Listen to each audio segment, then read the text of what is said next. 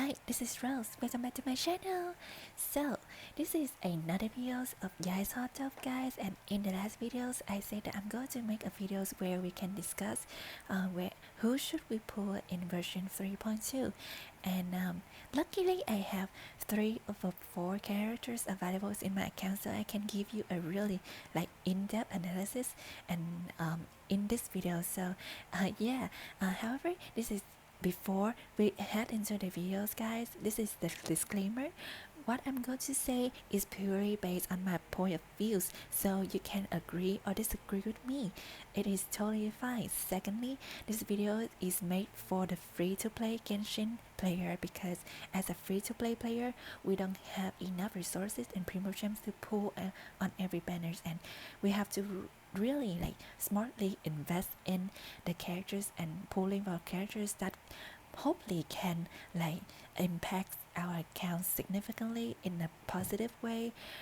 And the analysis about the characters in this video is purely based on their C0 potential, guys, so be aware of that. And lastly, the main point of this video is just me giving recommendations for you guys, and I will not try to prevent you pulling for a characters that you love. So in the situations where you've been waiting for a characters or you like them a lot, so please pull for them. Don't let my opinion affects your decisions in that situation, guys. So that was a lot of talking, guys. So let's head to the video, shall we? Okay, so let's talk about Yoimiya first, guys, because she will have her banner in the first phase of version 3.2 along with Nahida. Let's talk about her strength first. I think the noticeable strong point by Yoimiya is that she is designed to deal single target damage and being really good at it, which means that she is good in boss fight and melting down the tanky boss HP bar. In addition, she has really high attack speeds, guys, and if you pair her with characters that can deal on-hit damage, such as Xingqiu, Yelan, and Visual with their elemental skill or elemental burst, then your Yoimiya will be responsible as a driver and on-field DPS that can enable the damage from your sub DPS and support in your teams in the boss fight. And the second strong point about Yoimiya is that she is a pyro character, guys, which means that she can trigger vaporize and melt reaction. Those have really high multiplier in terms of damage. The third strong point is that I think she has a friendly and easy play style. All you have to do is just tap on that M2 skill and deal normal attacks with and spam normal attacks with Yoimiya, and all you have to invest in is at those 2 skills, the normal attacks and the elemental skills. Okay, so let's talk about her weakness, guys. I think if you have already know, when she was first introduced to us, Yoimiya was being compared with another pyro DPS characters who is really strong and really overpowered. Well, I think I should not say that, but you know who it is? It is Hu Tao. The problem is that Yoimiya has a standard ICD in internal cooldown, I mean, which means that she can only trigger vaporize and melt reactions every 2.5 seconds, or every 3 normal attacks, while Hu Tao doesn't have ICD on her charge attacks,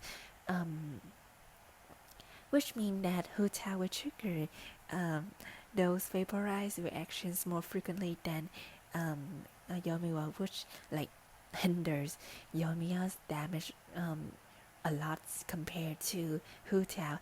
And people at the times, if they don't have hotels, then they have Shanglings. um you know, like Shanglings is like one of the best pyro DPS like until now, and she's being used in spirals like every seasons. And yeah, that's the point. Like if people don't have hotel, then they have another really good parody pass at that times, which is Sangling. So like that's the problem with Yoimiya. She faced a really high competitions in her like elemental class. Um, the other problem with Yoimiya is that um she's really like she doesn't like interruptions. I think like most of the on-field DPS does not like interruptions at all. But anyway, which means that you have to um, pair her with a character that can shield her and like avoid her being interrupt. I think like you will see like most of the time you will have to pair with Zhongli, who has like the best shield in the game. Um, However, if you don't have Zhongli, then it's kind of challenging to like um like to let your Yoimiya deal a lot like deal damage, because she has like a standard ICD, which means that she can trigger like elemental reactions and deal a lot of damage with her first, third, and fifth attacks in her like normal attack sequence. So if you cannot pull out as like especially with the fifth normal attacks, if you cannot deal that one, then her damage like drop like significantly. So that's the weakness that you have to notice when like pulling for Yoimiya or playing with Yoimiya. To sum up, if you already have hotel or a really well built Shangling, then you don't need to pull for Yoimiya. Otherwise, if you're lacking a pyro DPS, then I think Yoimiya is a great option for you due to her friendly and easy playstyle. Okay, so next we have Yae Miko, guys. Um, well, if you have been following me on this YouTube channels or been watching my previous videos, then you know that I've been spamming Yae Miko's all day long, including Spiral Abyss. But anyway, let's talk about her strength. I think the noticeable strong point about Yae Miko is that she doesn't need a lot of time on field. All you have to do is that use her elemental skill 3 times and then swap to other characters for them to use their skill and deal damage. However, it doesn't mean that she cannot deal damage. Most of her damage will be dealt by her elemental skill, guys, and that's her main source of damage. And in addition, her elemental skill will stay on field for about 14 seconds as I suppose, and has really short cooldown, about 4 seconds, so you can like maintain and get those elemental skill of Yae Miko's on field like almost all the time. The second strong point about Yae Miko is that electro characters have received really big buff when Dendro element is introduced to us and the reaction surrounding it. Characters such as like catchings, facial, and Yae Miko's, of course, have been used like more and more nowadays in Spiral Base because they are so strong in archivic teams. Mentioned that Yae Miko is a catalyst wielder, which means her normal attacks deals electro damage. Therefore, she can trigger elemental reactions really easily. As much as I love Yae Miko's, I think she has more problems that you have to aware of. The first one, she has a standard ICD, just like Yoimiya, guys. So she can only trigger elemental reactions every 2.5 seconds or every of 3 normal attacks. This only applies to her normal attacks and elemental skills guy, but her elemental burst doesn't have ICD, which means it can trigger elemental reactions on every hit. However, it is another issue, guys. Her elemental burst require 90 energies, making it the most costly, like energy costly elemental birds in the game. Um, and in addition, her elemental skill does not generate a lot of energy particle for her to like recharge for her burst. So most of the time you cannot like get her elemental burst available for rotation. And even if you want to force her to get that elemental burst available, you have to force her to be on the field to collect the energy particle, which is not the best conditions to play Yae Miko's guys, because her normal attacks does like really underwhelming damage in my like from my experience. Another issue is that you have to aware of when pulling for Yae Miko is that she really needs her signature weapons, guys. Although there's like the good and decent catalyst weapons right now for Yae Miko's, but if you see a Yae Miko's with signature weapon with a not like if you compare a Yae Miko's with um signature weapons and a Yae Miko's with a substitute weapons, then you will see like a significant difference between the damage dealt from those two Yae Miko's, guys, because her signature weapons will boost her elemental skills, which is the main source of her damage. Which means that if you're pulling for Yae Miko's, then I really recommend you to pull for her weapons also. But you know that um, the weapon banner is not that good because of this like the mechanics that the system that they implemented. You may waste a lot of primo gems and wishes on on that weapons banner and not getting your like wanted weapons, because you may always like get two unwanted one before you get her signature weapons, guys. And the last weakness that I want to tell you is that Yae Miko's needs a little bit more times to set up compared to other like sub DPS characters or like DPS characters, because you have to use her elemental skill 3 times in order to set up and maximize her damage from elemental skills. And as a person who use Yae Miko's a lot, I must say that especially in Spiral Abyss, like for the times that I have to set up her elemental skill, like if she got interrupted, then it will take more time for me to set up her elemental skill, which is really annoying, guys. Okay, so as a Yae Miko's main, I must say that I have my bias, and because I love her, this like interrupt her design skills and playstyle. However, I don't really recommend you pulling for her because of the problems that I stated previously. In addition, like nowadays, if you want a character that can deal actual damage of you, you have clearly have a more free to play and effective option.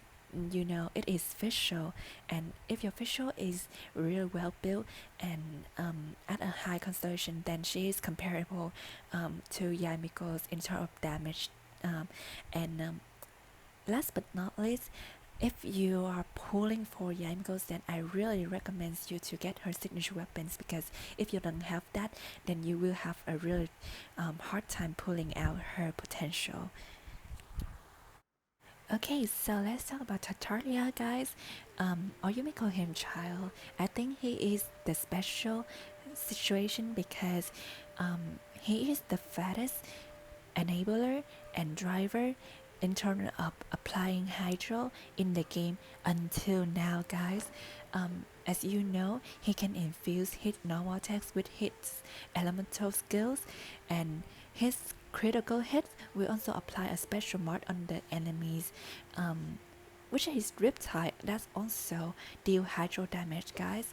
And nevertheless, his elemental burst is a huge area that can deal like a lot of damage and also apply hydro. So as you can see, like he is all about applying hydro to the enemies, and he is really good in the teams that can utilize that mechanics that he has, which is international teams including Bennett, Shangling, or a teams that have Beidou in it. You may call it like a taser teams, and he's is also like a core unit in that team, guys. And I must say that if you're pulling for Tartaglias, then you will own a characters that is core in those team, which will be like used in Spiral Bits over and over again, um, because it is that good in terms of like dealing huge damage that can like hard carry you, like overcome the um hardest season of Spiral Abyss. And the teams that Tartaglia will be playing in are consisted of 4-star characters, guys, most of them, such as Bennett Shangling, Beidou, Xingqiu, Fischl, and Sucrose. Those are like really friendly, like free-to-play friendly characters that you can like pull for them on like every balance when they got rerun, and they got reruns very frequently, guys. And yeah, and then if you have those characters ready and well built, then you got Tartaglia in your accounts, and you will Gucci's. Your international teams will complete, and your taser team will be completed. As I said before, Tartaglias will act as an enabler and a driver who can like allows your whole teams to like trigger, especially vaporize reactions or like electro charge reaction in taser teams. And having Tartaglia in those teams will elevate your like damage output to the next level. Okay, so I say that he is a special situation because if you don't have the listed 4-star characters that I mentioned before, then it is kind of a waste of promotion for you pulling for Tartaglia, because he only works effectively in those kind of teams, like in international teams and in taser team, and outside of those teams he kind of like he doesn't work that well and doesn't contribute as much in those kind of teams. um, and another problem is that many people misunderstood he's being like the main DPS, but however, as I said before, he is um, he will be like most effective being an enabler or a driver in the team, meaning that he will help the other characters in your team to pull out the damage, and where he will elevate the damage to higher levels. But another problem with Tartaglia is that he is really difficult to use, guys. He requires like a lot of skills from the player, and in the terms that he you have to time his mental skills, because you cannot be greedy using his like hydro infused normal attacks to the max duration, because it will ruin your rotations. And in international team and in taser teams, rotation is like the core mechanics that you have to play around and be really good at it, in terms of like timings, guys. And if you greedy with his normal attack being infused with hydro damage, then his cooldown will be like horrible and will ruin your rotation. So it is recommended that you can only use his like M2 skills for maximums of 10 seconds at C0, guys. And if you like use it into the maximum durations, then his cooldown going to be like 40, like above 40 seconds, and during that times he cannot perform as your enabler or your like driver anymore, which is like like the jobs that he's supposed to do. Okay, so to sum up, my impression about Tartaglia is that he is really good at his job being a hydro enabler and driver in international teams and in taser teams, like those who like do so much damage in Spiral Abyss. And if you have those 4-star characters and those team coming ready, like as mentioned before, then I think you should um, just pull for him if you in need of a characters that can take the role of a driver or an enabler, guys. However, just to aware that he requires a lot of skills from you, but that can be like mitigated by you practicing over and over again with your team comps. We got to the new 5-star characters in version 3.2, guys. It is Nahida. I am on the Genshin Impact website. This is the character introductions, Nahida in character introduction, and it is official information, guys. Okay, so I will put the link in the description so you can check it later if you want to. Let's skip over the basics information and get to her talents. Okay, so first we have her her normal text being a catalyst wielder. Nahida can deal continuous danger damage to the opponents, which means that you can expect her to be like decent enabler, a driver in her team. And next, her elemental skill will like deal and dental damage to the opponents and mark them with a special mode, which is 6 scanner. And as you can see here, Hoyoverse said that after you trigger elemental reactions on opponent who are affected by Seed of Scanner, or whenever they take damage from the dental core, like the Nahida will unleash tri-combo purifications on opponents and all connected opponents. So like this mark will connect the opponent is hit, and if you deal damage to one of them, the other will get like will take the same damage as the one that you hit. So however, I think like it has cooldown, like some sort of cooldown, right? So yeah, you can trigger at most one tri-combo purifications, like one connected damage within a short period of time, so it has cooldown, guys. And the third one, which is her in elemental burst, she will create like yeah, manifest the course of dream and expand the shrine of Maya. And in this shrine of Maya, she will like have the following effects, guys. If it's react with pyro, then the damage from her elemental burst will be increased. And for electros, if it react with electros, then the cooldown between the connected damage among the opponents will be shorter. And for the if it reacts with hydro, then the durations of the shrine of Maya will increase. So it's kind of similar to the Traveler Emtoburst, but it's like an upgrade version, guys. So let's get back to Nahida's strength.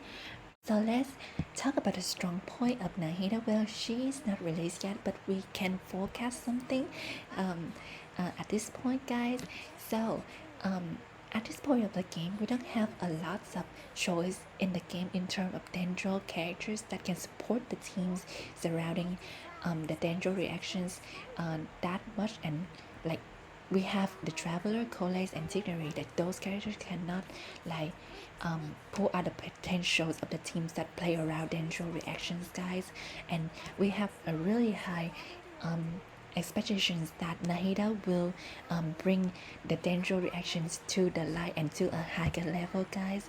And I think with her kit, with her skill set, I think she can easily do that job, being like an enabler and also boost your team. And I see like people saying that she can boost the elemental mastery of your whole teams by up to like 250 points based on her like elemental mastery. So that is like a lot of elemental mastery being boosted to the whole team, guys, and it will help the new teams And you know, like the new characters being introduced to us recently, including Sinos and Nilo, who play around like either aggravates or like Bloom's reactions. So Nahida will pull out the potential of those characters like significantly, guys.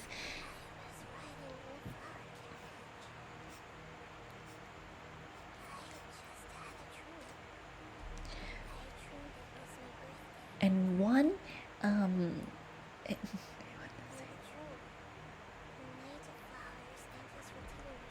and one thing that you have to admit that every Arcan's characters are strong.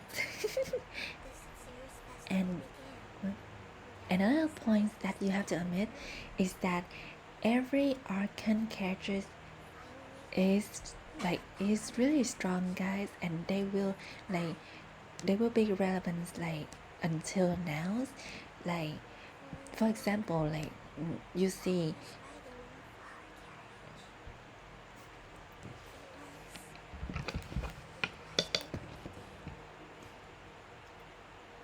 And one point that you have to admit that Denjo, um, and one point that you have to admit that Arcan characters are really strong, guys. Um, I say like Venti with really like good crowd control skills, Zhongli with the best shields in the game, and yeah, the Dryden Shoguns who can like hard carry you like through spiral abyss and something like that. And you can expect that, like you can believe that Nahidas can be like one of them. The only downside is that if you're not playing or not going to play around the Dendro reactions, then I think it's kind of like a waste of Primogen for you to pull for Nahida, because you know Dendro can only react with three elements, which are hydro, pyro, and electros. And if you don't have a Cynos, a Nilos, or like characters that can play around that, like those kind of reactions, then I think you should not pull for Nahida. But however, beside from that, I think you should pull for Nahida because she will be the core unit in those team comp, and she will be like stay relevant like from now and until like the game ends. Okay, so in conclusion, I think in version 3.2, like all four characters perform really well at this stage of the game, like in their roles. However, for me personally, I will prioritizing pulling for Nahida first, guys, because she is an arcane character and she has like a special treatment from Hoyoverse, and she will be like the core unit in her team comps. And in addition, like at this state of the game, we don't have many options regarding Denjo characters that can like support the teams well. In a Denjo reaction team comes, so Nahida will like boost the team by a significant amount, guys. Next, the next characters that maybe you should prioritizing pulling age child, because he will be potentially he will be in your international teams or in taser teams that can help you overcome spiral abyss like hard contents such as spiral abyss. And for Yae Miko and Yoimiya, I think I will rate them like similarly, because they are quite they are good. However, because there are so many substitutions that can perform well and effective enough so that their role can be like replaced by other like free to play options in the game right now. Okay, so um, this video is really long, guys. I'm sorry for that. However, I hope you enjoy it. If so, please hit the like button and subscribe to my channel if you're interested in my future content. See you in the next video.